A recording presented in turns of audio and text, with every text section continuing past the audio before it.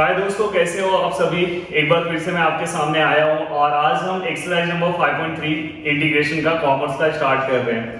देखो, मैं one by one इसके पहले मैंने डेरिवेटिव का लेसन कंप्लीट करा है। कमीशन का मेरा सेकंड एक्सरसाइज से कुछ क्वेश्चंस बाकी हैं, मैंने लॉजिक कंप्लीट करा के दिया। देन मैं यहाँ पे इंटीग्रेशन पे आया हूँ और साथ में मैंने बोला कि मैं आपका रिग्रेशन भी स्टार्ट जल्दी करने वाला हूँ। तो मोस्टली वन बाय वन हर एक पार्ट में स्टार्ट करते जाऊंगा। आप घर पे स्टडी अच्छे से करते जाओ, आपको हर एक चीजें समझ में आती जाएगी। सबसे पहले ये जो एक्सरसाइज स्टार्ट हो रहा है इसे आप आईटी मार्क कर लो, इसे आप इंपॉर्टेंट मार्क कर लो, क्योंकि ये जो चारों क्वेश्चन है वो एक ही टाइप के क्वेश्चन है। अगर आपको एक भी क्वेश्चन अगर आ गया तो बाकी के क्वेश्चन आपको अपने आप आ जाएंगे। तो सबसे पहले आप इसे इंपॉर्टेंट मार्क कर लो और इस टाइप का क्वेश्चन का आंसर आपका सही आएगा ही अगर आपने अच्छे से प्रैक्टिस किया। बस आपको एक स्टेप अच्छे से याद रखना है, बाद में अपने आप आपका आंसर आएगा। तो देखो हम क्वेश्चन कैसे सॉल्व कर रहे हैं। फर्स्ट क्वेश्चन नंबर फर्स्ट क्या है, integration of 3e raise to x plus 5 upon 4e raise to sorry यहाँ पे 2t है, 2t यहाँ पे 2t है माइनस 5 और यहाँ पे क्या है dt। ओके, ये आपका फर्स्ट क्वेश्चन। अब आपको क्या करना है पता है। सबसे पहले एक स्टेप है, वो स्टेप आप याद रखो। इतना तो आप याद कर सकते हो, ये याद रखना है n which is equal to AD plus BD। बस यहाँ पे डैश लेना है। AD BD याद रहेगा ना, AD BD याद रहेगा कि नहीं। AD प्लस BD, AB पीछे DD आया है तो यहाँ पे बस D को क्या है डैश है। डैश मतलब डेरिवेटिव। अब देखो इसी के हिसाब से आप पूरा का पूरा क्वेश्चन सॉल्व कर लोगे। n मतलब न्यूमरेटर, ये ऊपर वाला न्यूमरेटर होता है, नीचे वाला डिनोमिनेटर होता है। न्यूमरेटर का देखो वैल्यू लिख रहा हूं 3e raise to 2t plus 5। a ऐसे ही आएगा, d मतलब denominator 4e raise to 2t minus 5 plus b। देखो d डैश है ना तो उसके पहले आप ऐसे लिख लो, डेरिवेटिव लिख लो d बाय dx। dx नहीं आएगा, क्यों dx नहीं आएगा क्योंकि विथ रिस्पेक्ट यहाँ पे क्या t है, dt है, यहाँ पे क्या d बाय dt याद रखना। और यहाँ पे क्या आएगा डेरिवेटिव आपका मतलब डेरिवेटिव आपने लिख दिया, डैश का d बाय dt लिख दिया। अब d क्या है आपका, d आपका है 4e raise to 2t minus 5। लिख लिया आपने। अब देखो इसी को मैं अच्छे से लिख रहा हूं। अब यहाँ से इस स्टेप से आपको a और b का बस वैल्यू निकालना है। a और b का वैल्यू बस निकालो। देखो मैं इसे लिख रहा हूं इक्वल टू, देखो अंदर मल्टीप्लाई होगा तो 4a e raise to 2t। बहुत इजी है, इसे देख के आप डरो मत, बहुत इजी है। बस अंदर a मल्टीप्लाई करो 5, यहाँ पे आएगा b, दिखाई दे रहा है आपको b। देन इसका डेरिवेटिव आप निकालो 4e raise to 2t multiply. अब देखो ये आप देखोगे e रेज़ टू x का डेरिवेटिव आता है e raise to x, but यहाँ पे t है, जैसे e रेज़ टू t है तो e रेज़ टू t, पर यहाँ पे t नहीं है 2t है, उसका फिर से आप डेरिवेटिव ले लो। उसका डेरिवेटिव क्या आएगा 2 आएगा, डायरेक्ट लिख रहा हूँ। और इसका डेरिवेटिव आएगा 0 आएगा। 5 का डेरिवेटिव 0 होगा ना। अब देखो मैं इसे लिख रहा हूँ 4a e raise to 2t minus 5a plus b, अंदर मल्टीप्लाई करोगे तो 4 2 8, 8b e raise to 2t। Clear है। अब गाइस क्या करना है पता है आपको, इसके बाद वाले स्टेप में ये स्टेप हर एक में रिपीट होगा 3e raise to 2t plus 5। अब देखो यहाँ पे आपको क्या करना है पता है, e रेज़ टू 2t दिख रहा है आपको, यहाँ से भी e रेज़ टू 2t साथ में ले लो। देखो यहाँ पे जैसा इक्वालिटी में करने वाला हूँ, क्या करने वाला बाय इक्वालिटी। देखो यहाँ पे 4a प्लस 8b साथ में लिया, e रेज़ टू et वहां पे लिख दिया माइनस 5a। क्लियर है। और यहाँ पे क्या आएगा 3e raise to 2t plus 5। Clear है। अब आपको क्या करना है बाय इक्वालिटी, ये वाला पार्ट इसको इक्वल बताना है और ये वाला पार्ट इसको इक्वल बताना है। तो यहाँ पे मैं लिख रहा हूं बाय इक्वालिटी। आप ऐसे भी लिख सकते हो, कोएफिशिएंट को इक्वल हम बताना है तो वैसे, या तो बाय इक्वालिटी लिखो तो भी चलेगा। अब इक्वालिटी में क्या होगा, ये जो 4a है प्लस 8b है वो भी इसको इक्वल हो जाएगा 3 को। ये e raise to 2t cancel हो जाएगा, ये वाला उसके आगे वाला टर्म इसको इक्वल हो जाएगा। यहाँ पे पूरा का पूरा 5 जो है वो 5 को इक्वल हो जाएगा, बट यहाँ पे माइनस तो माइनस किया है। देन इसे आप जब सॉल्व करोगे तो यहाँ से पहले a का वैल्यू निकाल दो 5/-5 a which is equal to -1 clear. Then यहाँ पे a का वैल्यू पुट कर दो 4 -1 plus 8b equal to 3 -4 plus 8b equal to 3 then 8b 3 plus 4 then b which is equal to 7 समझा। बाद में दिखाई दे रहा है यहाँ पे तो बाजू में लिखो चलेगा then b which is equal to 7/8 okay. Finally ये हम इसलिए करते हैं कि हमें a और b का वैल्यू निकालना है। देखो ये इतना डिफिकल्ट नहीं है, बस ये आपने मल्टीप्लाई किया, ये e वाला साथ में लिया, इक्वेट किया, ये तो आपको 10th में ही किया है, a और b का वैल्यू मिल गया। अब आपको क्या करना है, बस वैल्यू पुट अप करना है। कौन से स्टेप में? स्टेप नंबर फर्स्ट में। कौन से स्टेप में? स्टेप नंबर फर्स्ट में। तो मैं इसे स्टेप नंबर फर्स्ट दे रहा हूँ। यहाँ पे आप वैल्यू पुट अप करो, देखो 3e 2t plus 5 equal to a का वैल्यू कितना है? -1 है, -1 लिखा कि नहीं लिखा? यहाँ पे -1 लिखा एंड देन यहाँ पे क्या आएगा 4e 2t plus 5 -5 ओके लिखा यहाँ पे। अब यहाँ पे आएगा प्लस b का वैल्यू क्या है? 7/8। बस a और b का वैल्यू आपने लिख दिया 7/8 और यहाँ पे क्या आएगा dt ऑफ 4e 2t -5। यहाँ पे क्या लिखोगे? यहाँ पे क्या लिखोगे? फ्रॉम इक्वेशन फर्स्ट, या तो put a and b the value of a and b in equation number first, ऐसे भी आप लिख सकते हो, तो डायरेक्ट फॉर्म इक्वेशन फर्स्ट। अब देखो आपको क्या करना है पता है, अब आपको इंटीग्रेशन देना है। आपका जो मेन क्वेश्चन है उसका इंटीग्रेशन आपको अब कंसीडर करना है। तो यहाँ पे क्या आएगा? Integration of dt। अब देखो ये वाला जो पार्ट दिख रहा है आपको, ये वाला पार्ट यहाँ पे भी दिख रहा है, ये वाला पार्ट यहाँ पे भी है कि नहीं है? तो मैं क्या करूंगा पता है, ये वाला पार्ट इसको इक्वल है, ये इसके इक्वल है, तो इसकी जगह पे मैं ये लिख सकता हूँ पूरा का पूरा। तो आपको क्या करना है, बस यहाँ पे ये लिखना है -1 4e 2t -5 plus 7/8 d/dt 4e 2t -5। Clear है? देखो इसलिए तो हमने ये और b का वैल्यू निकाल के हमने यहाँ पे वैल्यू पुट अप किया, तो ये पूरे की जगह पे हमेशा ऊपर ये आएगा, क्योंकि देखो ये इक्वल टू है और ये इक्वल टू है, तो मैंने इसकी जगह पे ये लिख दिया। और नीचे का पार्ट आपको वैसे का वैसे ही लिखना है। आपको दिमाग में याद रखना है, वो वाला पार्ट आपको ऊपर रखना है, नीचे वाला वैसे ही रखना है, और ये हर एक स्टेप में ऐसे ही करना है -5 ओके। अगर देखोगे, अब देखो मैं इसे और सिंप्लीफाई करता हूं,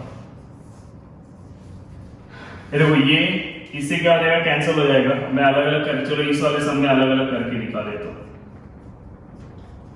तो मैं सिंप्लीफाई ज्यादा कर रहा हूं ना, इसलिए स्टेप ज्यादा दिखेगा आपको, ये इससे आपको इजी दिखाई देगा समझी। तो फिर आपको लगेगा कि सर मतलब बहुत हार्ड क्वेश्चन है।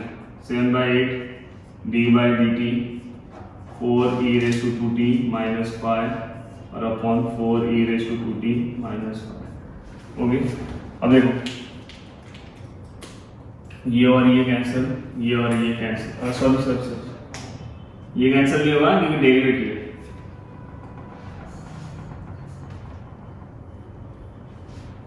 तो यहाँ पे क्या आएगा? एक सेकेंड, यहाँ पे क्या है? 4e 2t -5 और यहाँ पे क्या है? 4e 2t -5 okay. क्लियर है?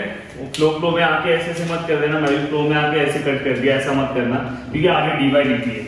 अगर आप देखोगे तो इसके बाद क्या आएगा? इंटीग्रेशन ऑफ ये -1, तो यहाँ पे कुछ टर्म दिख रहा है? नहीं दिख रहा है, यहाँ पे हम कुछ नहीं लिखेंगे, बस -1 ही लिखेंगे। क्या लिखेंगे? -1 प्लस 7/8 मैंने लिखा, ये मैंने ऐसे लिख दिया, और d/dt 4e 2t -5 upon 4e 2t -5 और यहाँ पे dt ओके। अगर आप इसे अच्छे से देखोगे तो यहाँ पे आपका आंसर आ चुका है। यहाँ पे देखो इंटीग्रेशन ऑफ 1 का इंटीग्रेशन क्या होता है? x, पर यहाँ पे dt है इसलिए क्या आएगा? t आएगा, और ये माइनस साइन वैसे है, प्लस 7/8। देखो ये कोरोलरी है, कोरोलरी याद है आपको? इसके पहले वाले लेक्चर में कराया था। ये फंक्शन है अगर उसके ऊपर उसका डेरिवेटिव रहेगा तो उसका आंसर डायरेक्ट क्या आता है, लॉग और मॉड एंड फंक्शन। तो इसका आंसर डायरेक्ट क्या आएगा, लॉग मॉड में फंक्शन क्या आएगा, e raise to 2t minus 5 plus c। Okay, तो ये हमारा क्या फाइनल आंसर है। समझ में आया आपको? इसका कोरोलरी यहाँ पे लिख देता हूँ, यहाँ आपको याद होगा। देखो f dash x f of x integration dx equal to log f of x plus, याद है? उससे लिखा हूँ। देखो यहाँ पे जो फंक्शन है उसके ऊपर अगर उसका डेरिवेटिव तो मैं डायरेक्ट लिख सकता हूँ, इसका आंसर लॉग। क्लियर है? आंसर प्रॉपर है? ओके, तो गाइस यहाँ से समझ में देखो बहुत इजी है ये स्टेप। a और b का वैल्यू पुट करो, a और b का वैल्यू यहाँ पर रखो, फिर ये स्टेप यहाँ का सेम है। हर एक क्वेश्चन में मैं यही करने वाला हूँ, कुछ चेंजेस नहीं करने वाला हूँ। पूरे के पूरे क्वेश्चन में यही मेथड आएगा। देखो इसके बाद का भी क्वेश्चन सॉल्व करूंगा, ऐसे ही करूंगा।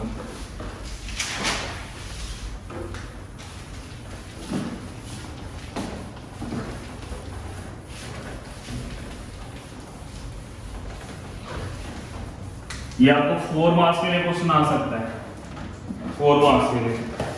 अब देखो यहाँ पे question number second, I which is equal to integration of 20 minus 12 e raised to x upon 3 e raised to x minus 4 into ds। Okay, अब देखो यहाँ पे बस ये वाला टर्म पीछे है ना, इसको आगे लिख लो। आपको पता है ना e raised to x वाला टर्म ऐसे रहेगा, इसी को थोड़ा सा चेंजेस कर लो, minus 12 e raised to x plus 20 का साइन प्लस है इसलिए पीछे भी प्लस है, और नीचे क्या है 3 e raised to x minus 4 dx। हो गया? अब पिछले बार जैसे सॉल्व किया वैसे ही करना है, कुछ भी अलग नहीं करना है। जैसे आपने पिछला पहला क्वेश्चन सॉल्व किया वैसे ही। देखो क्या आएगा, n ad plus bd dash, भूलना मत डैश, एंड न्यूमरेटर क्या है 12 e raised to x plus 20 equal to a वैसे आएगा, डिनोमिनेटर क्या है 3 e raised to x minus 4 plus b d derivative मतलब d by dx। थोड़ा सा फास्ट कर रहा हूँ क्योंकि वैसे ही बढ़ता है। डिनोमिनेटर क्या आएगा 3 e raised to x minus 4। अब आपको क्या करना है, जस्ट इसे अंदर मल्टीप्लाई करना है, 3 into a e raised to x minus 4 है प्लस b। तो यहाँ पे डेरिवेटिव इसका निकालो, 3 ऐसे ही होगा, e raised to x ऐसे ही होगा। e raised to x का derivative e raised to x है, 3 तो कांस्टेंट है, और माइनस इसका क्या 0 आएगा। देन ये क्या हो जाएगा 3a e raised to x minus 4a plus 3b e raised to x, 3b e raised to x, 0 नहीं आएगा। अब क्या होगा, e raised to x वाला हम साथ में ले लेते हैं, तो e raised to x और e raised to x, यानी e raised to x से यहाँ से 3a, यहाँ से क्या आएगा 3b है, और साथ में क्या आएगा e raised to x। तो यहाँ से क्या बचा माइनस 4a। बता दो कुछ भी अलग है, सब पिछले की तरह ही। तो यहाँ पे क्या आएगा 12 e raised to x plus 20। Guys क्या करना है आपको, ये वाला जो पार्ट है ये इसको इक्वल हो जाएगा, और वो वाला पार्ट बाय इक्वालिटी क्या आएगा, बाय इक्वालिटी यहाँ पे क्या होगा माइनस 12 3a प्लस 3b, और यहाँ पे क्या आ जाएगा minus 4a which is equal to 20, then a which is equal to minus 5, minus 4 से डिवाइड करोगे, मतलब 4 से डिवाइड करोगे तो कितना आएगा 4 5 और माइनस है तो माइनस 5। ये वाला वैल्यू यहाँ पे पुट कर दो, minus 12 3 minus 5 plus 3b minus 12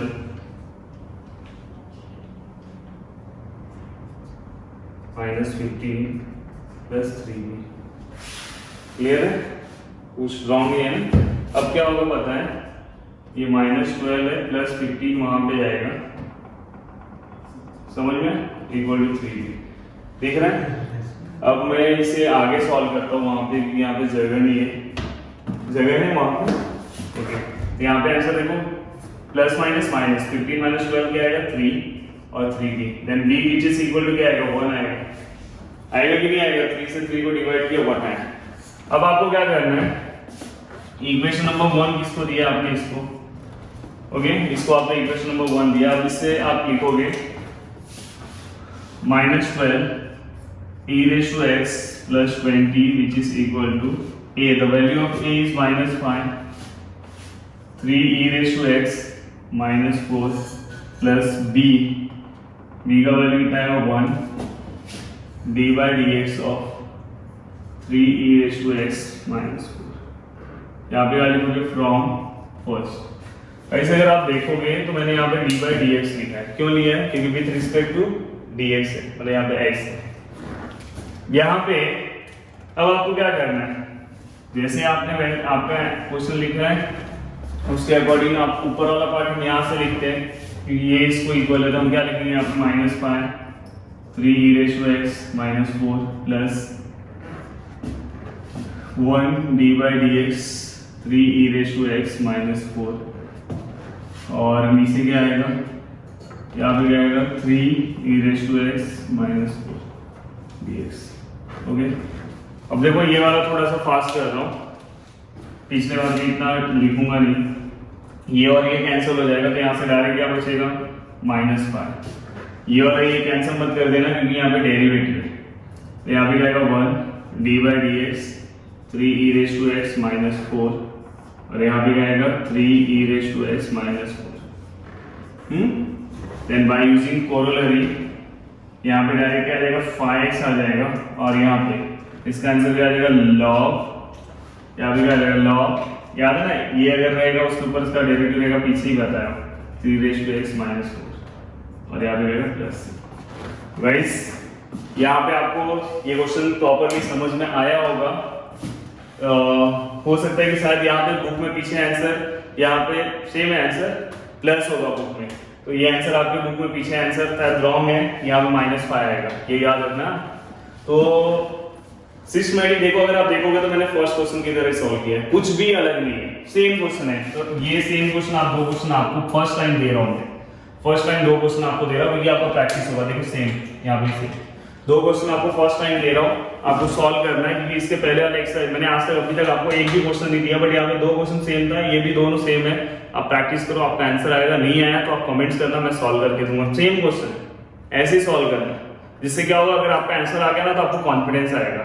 और प्लीज 2 बार आंसर सॉल्व करना, हो सकता है बुक के पीछे आंसर रॉन्ग हो, जैसे यहाँ पे पीछे शायद 5x है, यहाँ पे माइनस 5x आंसर है।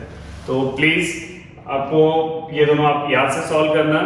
ये एक्सरसाइज में मैंने 2 ही सॉल्व किया और ये एक्सरसाइज में बस यही एक मेथड है, and which is equal to AD plus BT dash, बस यही आपको याद रखना है। तो गाइस आपको मेरा ये वीडियो अच्छा लगा होगा, वैसे तो अच्छा ही लगा होगा, देखो यहाँ पे इतने सिस्टमैटिक मैंने आपको सॉल्व करके दिया है। तो प्लीज आप वीडियो को लाइक कर दो, नीचे एक प्यारा सा कमेंट कर दो, जितना हो सके उतना आप इस वीडियो को शेयर करो। और आपका होमवर्क बाकी है ना, आपको क्या करना है, ये 2 क्वेश्चन तो 1 टाइम करना है और ये 2 क्वेश्चन आपको 2 टाइम सॉल्व करना है। याद से जितने होमवर्क दे रहा हूँ आपको ग्रुप में पोस्ट करना है। ओके, तो अगर आपने हमारे चैनल को अभी भी सब्सक्राइब नहीं किया तो प्लीज सब्सक्राइब करना। और देखो धीरे धीरे ना इंटीग्रेशन भी खत्म हो जाएगा, शायद आई थिंक 6 एक्सरसाइज है, 3 एक्सरसाइज आज कंप्लीट हो गए हैं, तो 3 ही एक्सरसाइज बाकी है। और आप अगर इंटीग्रेशन मेरा देख रहे हो तो प्लीज मेरे फॉर्मूले का लिस्ट देखना, वहां से आप फॉर्मूले याद रखना, आपके बहुत सारे स्टेप अपने आप सही हो जाएंगे। ओके, तो वीडियो देखने के लिए थैंक यू सो मच।